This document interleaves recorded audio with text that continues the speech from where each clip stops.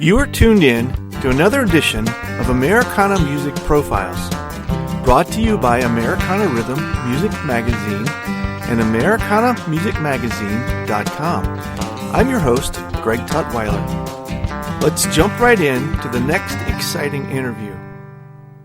Auckland, New Zealand is home for Ed Taylor. Ed is a classically trained guitarist who grew up listening to Bob Dylan, Dire Straits, and Paul Simon. He started writing songs just 10 years ago, but was recently a semi-finalist in the USA International Songwriting Competition. Ed hopes his latest song, M&C Shuffle, creates a new dance craze. Ed joins me for this edition of Americana Music Profiles as we talk about his new group, the Ed Taylor Collective, and their new music. Ed, welcome to the podcast. Good to talk to you today. Hi, Greg. How you going, mate? Nice to talk. Good. Glad we could hook up. You are in Auckland, right? Yes. Okay. It's a beautiful day in Auckland City. I'm in a little place called Devonport, which is a little sort of seaside part of Auckland on the North Shore. Yeah, all right.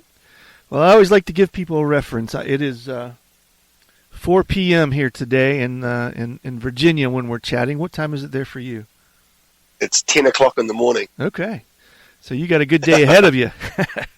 Yes. Yeah. I've just got the boys off to school and been fiddling around with my guitar, and it's I've got a nice day.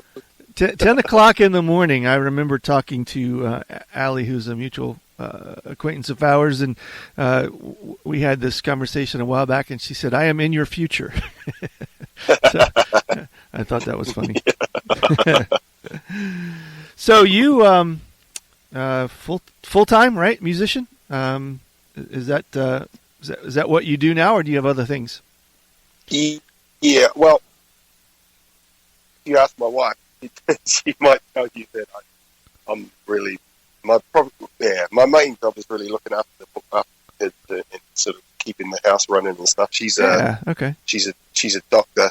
So, but then in the weekends I go off and do all my gigs and stuff, and I probably play 2 or 3 times a week.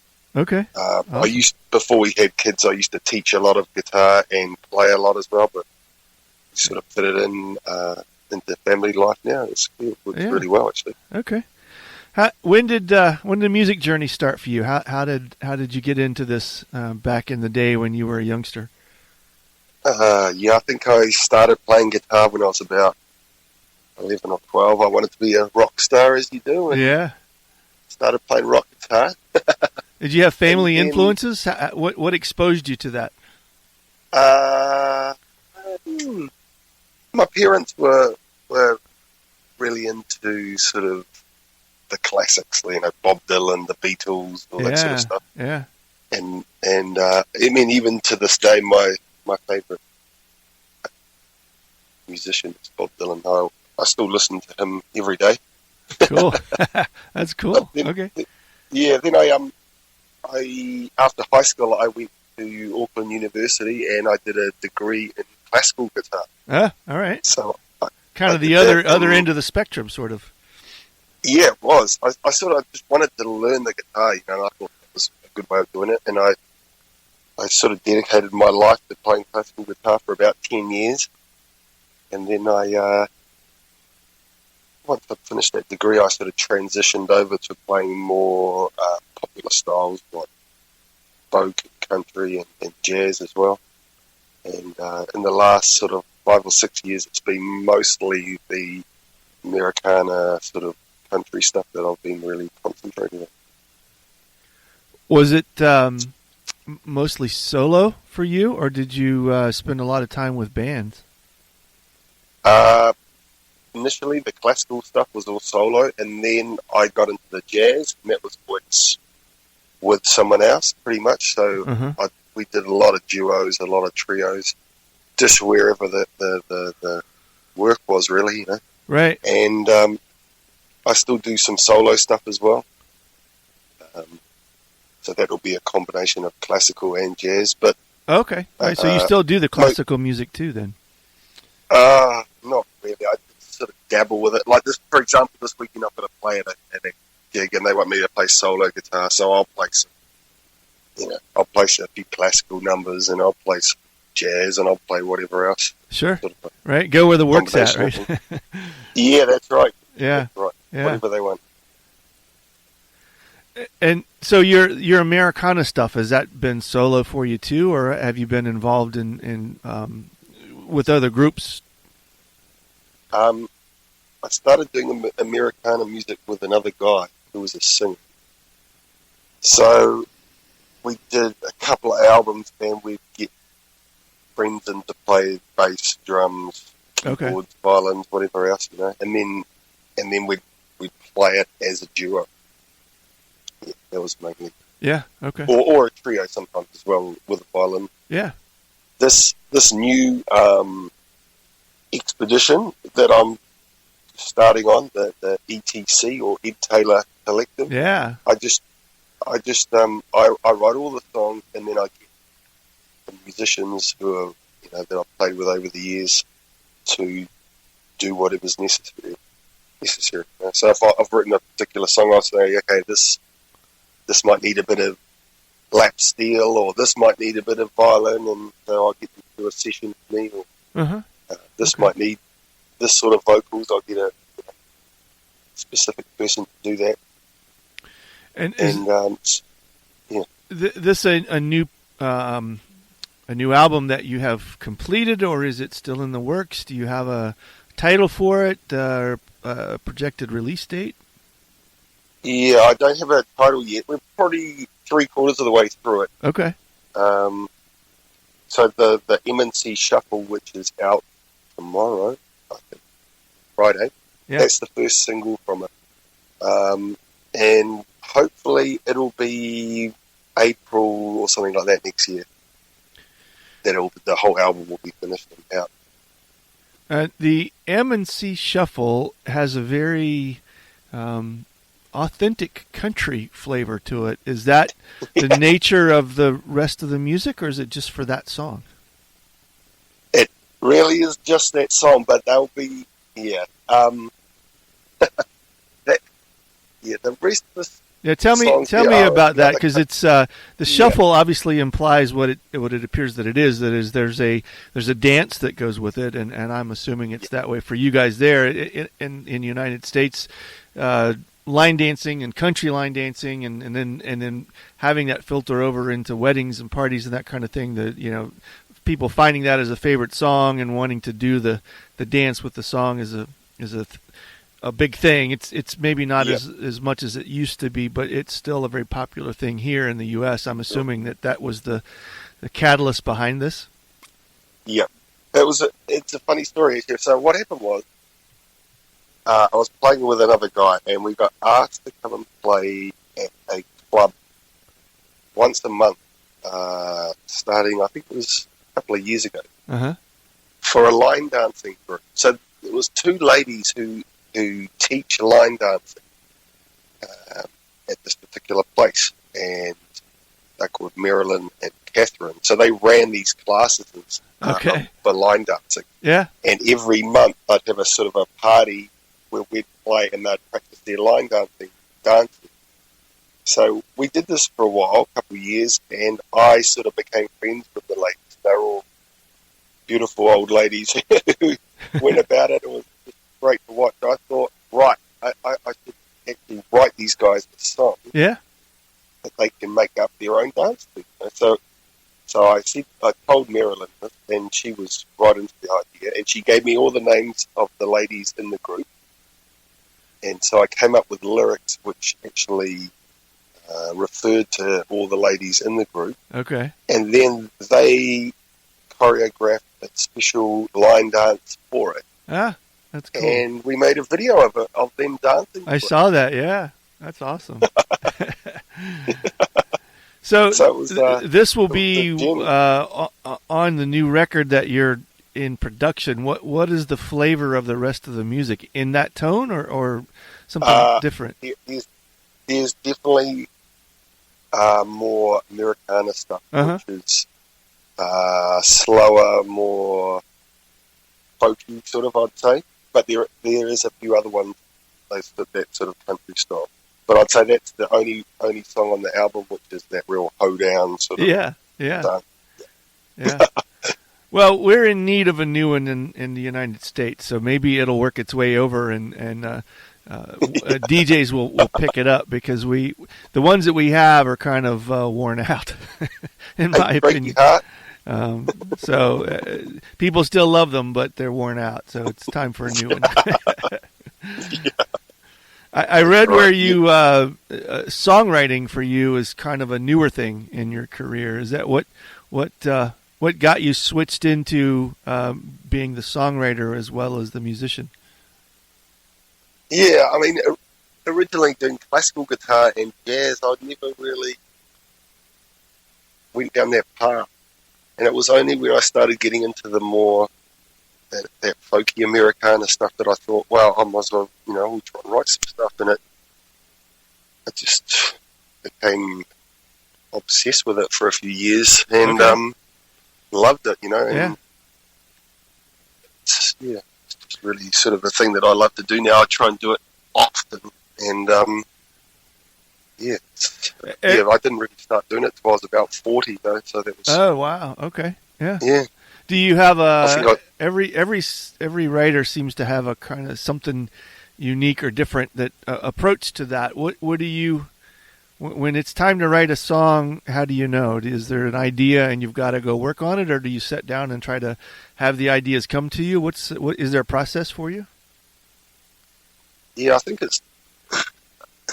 I've thought about that before, and there's a lot of different things. For example, I heard a guy singing the other day, and I thought, man, I want to write a song for that guy's voice. Ah, cool. And then just the sort of the emotion of his voice starts me thinking about the story that relates to the sort of the tone of the sound of his voice, and what would be the best song to capture that. That's quite a regular thing for me. And then also, I might just be fiddling around on my guitar, and a little riff comes out, and then I'm okay, make that into a piece of music, and then I sort of think about what words might fit with it. But it's a real long process for me. I sort of work away at them and batter them into submission. That can take months. Yeah. Do you have a way to you catalog the snippets, the music, the lyrics? Do you keep them in a place where you can pull out the pieces of the puzzle and see what fits?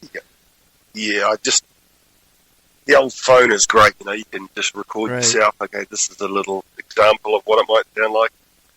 Come back a week later and think, I didn't like that, or maybe we should change this. And then sort of you get to the final stage where you've got all these little ideas, and you sort of try and craft it into something, Do you have a moment when you feel like, or when you felt like this was it? This is, if I could pick something and just do this is what I would do. I think, at one stage in my life, I sort of gave away music because I wanted to become an artist. So I was doing painting and stuff. A visual artist, okay. Yeah. And once I started getting back into the music, I just thought, there's something in me, I can't not do it. It's just the way it is, you can fight it, and some days you think, what am I doing? But, in the long run, you look back, wow, it's a great thing to be doing, rather than a builder or thing. Yeah. Have you been able to write for other folks, or do you just write for yourself? No, it's just been for sort of bands that I've been involved with so far. Yeah. I read where you were you had been a semi-finalist for the International Songwriting Competition. That had to feel really good to be able to have a song get recognized that way. Yeah, for sure. They're funny things, those competitions. I mean, obviously, if you do well in them, it's fantastic. But you should take them too seriously. It's exactly like when I was doing art, for example. You have all these competitions. If you put your art in there, and someone might like it, someone might not like it. Right. you can take it really personally. Yes, for you sure. just got to not worry about it. But obviously, if you do well, it's a great sort of stepping stone. Yeah, you can't let those competitions be the validation that or the permission to continue. If it is, then you probably shouldn't participate in the competition, because it's a lot of it's subjective. It's great to win, but like you say, you can't take it personally if you don't win, because it was subjective anyway, probably. Yeah, that's right. And it's hard not to, I think, especially here. In anything, whether it's sports or music. For sure. Yeah. You put your heart and soul into it, and someone's sort of, yeah. I don't like Michael Jackson, but 500 million other people do. Right, yeah. So the new record that you're working on, will this be your debut as a solo artist? Yeah. Okay. That'll be my debut as the Ed Taylor Collective, I call it. So that'll be the first time that I've had complete control over everything. Okay. It's great. Do you have a process in mind of what you want it to look like when you get a chance to get out and play this music for audiences and tour? Will you tour? What does that look like when this is a finished product and you can get back out in the world and begin to entertain again? Yeah. Well, it's a little bit tricky with this album because I'm using different singers, but I do have a sort of core group that I play with most weekends, which is a young lady who plays guitar and sings, and another guy who plays violin and stuff. So, yeah, hopefully next year I'll organise some touring around, initially around New Zealand, and she can just sing the songs, even though on the album they might be sung by somebody else. I see. Okay. Because people won't be, some of the singers won't be available, obviously, just come in and sing one song on a tour sort of thing. Yeah. But I'd say we do it as a trio. Everything's got to keep the cost down, and just get around to all the clubs and stuff in New Zealand, all the country clubs, the folk clubs, but the whole live thing is that's basically what I always did. So I'm really looking forward to doing that. Is that the type of touring that you did prior to this current world situation we're in? Is it the clubs, folk clubs, that kind of thing, more regionally where you were? Yeah. Yeah. So I mean, for making money, we play around bars and stuff. But then for the last 3 or 4 years, like most summers, I'd organise tours where we'd do. It's a bit tricky with a family, but we go away for maybe Thursday, Friday, Saturday, Sunday sort of a thing. Come back on the Sunday night and we play 3 or 4 gigs. Come home, wait a month, go and do it again. So I see. Okay. And we'd do folk clubs. There's quite a few nice little regional music venues that you can go and play and advertise to get all the people in there who like that sort of music. Yeah. Sell your CDs and just get out there as much as you can. Yeah. So if folks would like to reach out and learn more about your music or your other CDs that you've worked with, are they available? If so, how can people get those and maybe get on a pre-buy or get on the list? And certainly we want them to check out the M&C Shuffle and learn the dance and take that out to your clubs and your local DJs and everywhere you like to dance, and let them play that new song. How can they how can they reach out to you and get in touch? They can check out my website, which is edtaylorcollective.com. There's a contact thing in there, and then there's also the ETC, which is just the initials of it, on Facebook. the video for the M&C Shuffle is on YouTube, and it's just under M and C Shuffle. Okay. So M and C refers to the ladies' names. Marilyn, she was the boss of the line dancers, and Catherine, she was the second in command. So that's where the M and C comes from. Okay, awesome, good. Yeah. And if people are out there that I'd love to hear from them all around wherever the podcast goes. They can drop me a line, and I'll get back to them. And love to connect. Awesome, good deal. Well, thanks, Ed. This has been fun. I enjoyed talking to you, and I love the song, and I really do hope it catches on. And maybe we can let our audience listen to it at the end of our talk here, and we'll play it for them. Excellent. Thank you, Greg, for giving me the opportunity to talk. Yeah, for sure. Good. Well, we wish you the best. Thank you. That's great. Thank you very much. Let's listen to Ed's new track, the M&C Shuffle.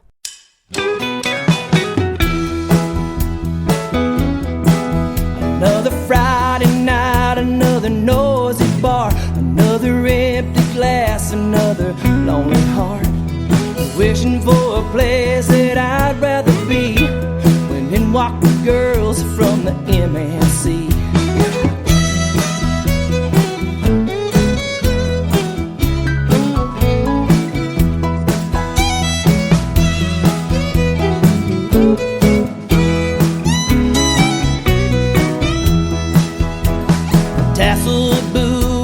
Stetson hats, denim jeans, and leather chaps.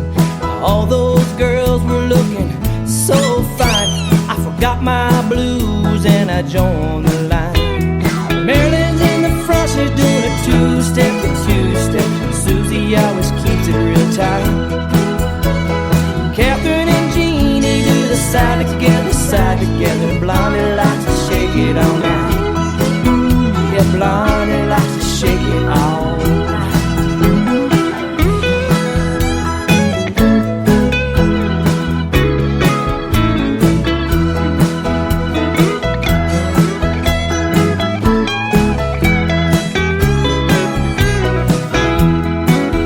Well, the girls then showed me a few of the steps, and after a song or two, I picked up the rest.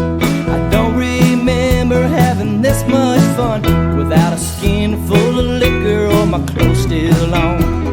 Janie's in the front, she's doing a grapevine. Cynthia always moves real nice. Joni and I like to clap left, clap right. Blondie likes to shake it all night. Yeah, Blondie likes to shake it all night.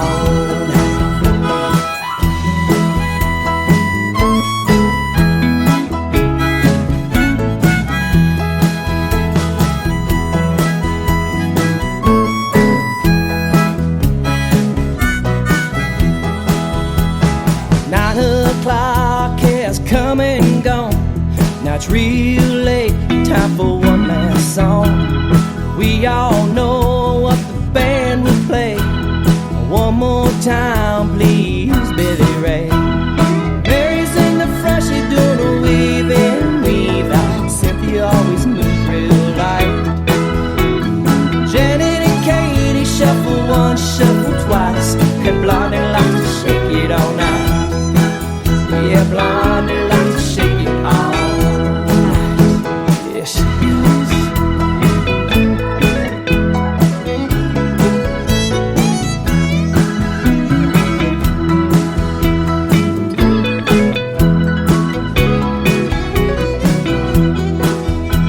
Well, things for me really changed that night. I swapped the blues for a cowboy life. Put down the bottle and got some dancing boots, a checkered shirt, and I joined the crew. Marilyn's in the front, she's doing a two-step. Catherine always keeps it real tight. Trish and Margaret do the side together. And Blondie likes to shake it all night. Yeah, Blondie likes to shake it all night. Oh, Blondie likes to shake it all night.